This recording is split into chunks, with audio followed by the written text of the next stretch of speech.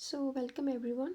In this video we will be talking about the different techniques of analysis or the different methods which are being used in the analytical field. Alright, so now let us begin. So there are the techniques of analysis are further divided into two types. First is the instrumental method and the second is the non-instrumental method. So from the name itself it is kind of clear that what will be involved in both these methods. Now let us discuss these in detail. So the very first one is the non-instrumental methods of analysis, and these are also known as the classical methods. Okay, so these are also called the classical methods. So in this what happens that it is a group of analytical methods that only require the use of chemicals, a balance, calibrated glassware, and other commonplace laboratory apparatus such as funnels, hot plates, flasks, and beakers. Okay, so these are the methods in which some common laboratory instruments are required and some specialized industrial equipments are not required. Okay, so these are further of two major types. Okay, so the very first one is gravimetric methods and the next one is titrimetric methods.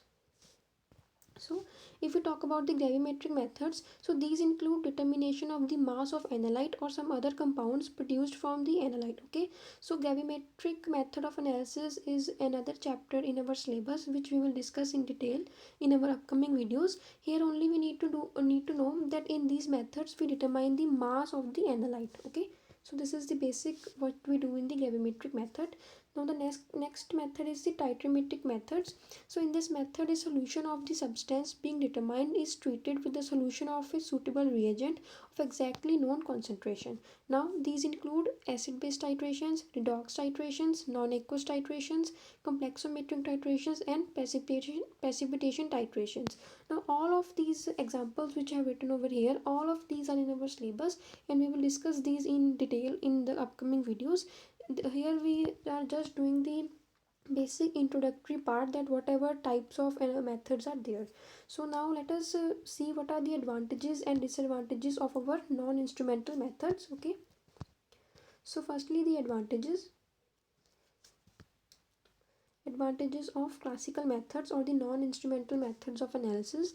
So firstly the procedures are very much simple and the equipment which is needed is cheap.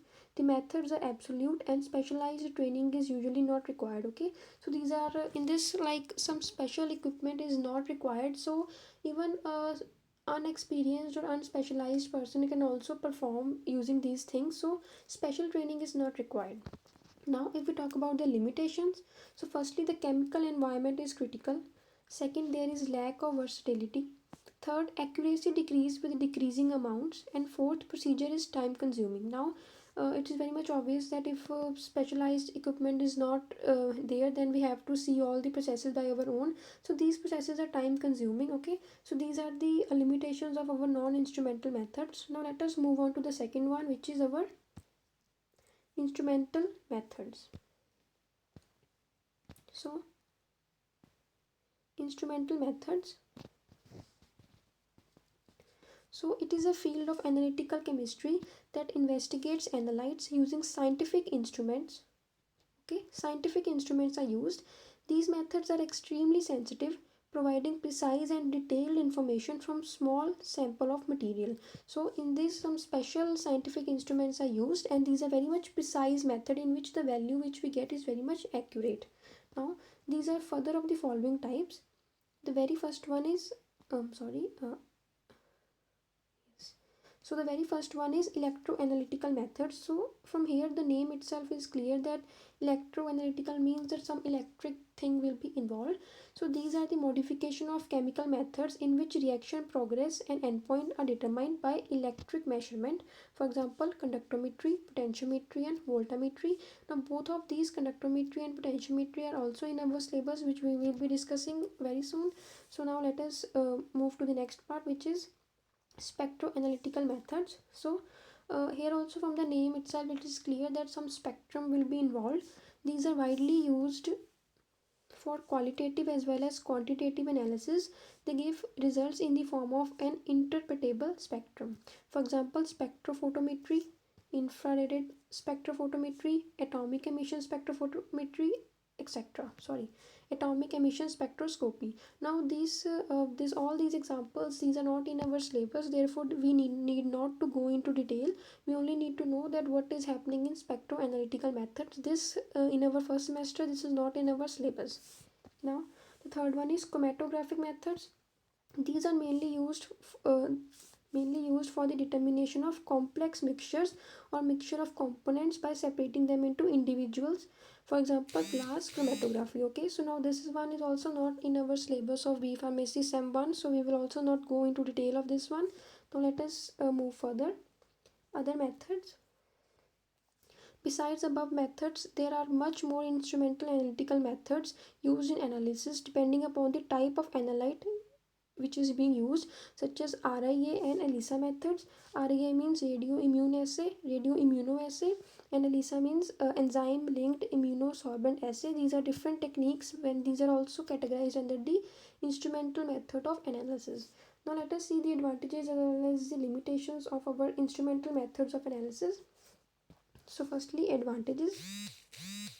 Okay, so firstly, the advantage is that small amount of sample is required for analysis. This is very much evident because we need a specialized equipment. So if our instrument is specialized, so sample requirement will be very much less. Now second is high sensitivity is obtained. Measurements obtained are reliable and the determination is very much fast. Okay, this process is not time consuming. Now the limitations are that an initial calibration is needed. We need to calibrate our instruments. Initial cost and upkeep of complex equipment is high. Okay, so this one is also important topic. Yes, because our equipment, we are using specialized equipments, so cost and upkeep will be high. Now sizable space is usually required. Yes, it depends upon the instrument. If the instrument is of bulk size, so definitely we need a large space. And the last is specialized training is needed. This is very much important because here we are using specialized instruments, so in order to operate those instruments, specialized training is also very much necessary. An untrained person or unskilled person cannot perform with the help of instrumental methods, or if they can perform, the results cannot be that much reliable. So this was all in today's video. I hope you liked it. So please subscribe the channel. Thank you.